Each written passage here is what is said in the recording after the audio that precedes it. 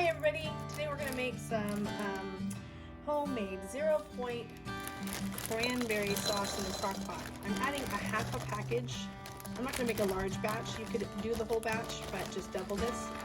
So we're doing a half a batch of cranberries. A 12-ounce bag, we're going to use 6 ounces. Now we're going to add a half a cup of water. Half a cup of granulated Splenda. Alright, this is 1 medium apple diced. This is a half of an orange diced. Half a teaspoon of cinnamon. A pinch or 1/8 a teaspoon of nutmeg.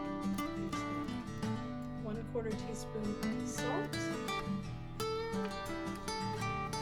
Now we're just going to mix this up until everything is coated, and then we will cover this up and let it cook on high for about 2 hours.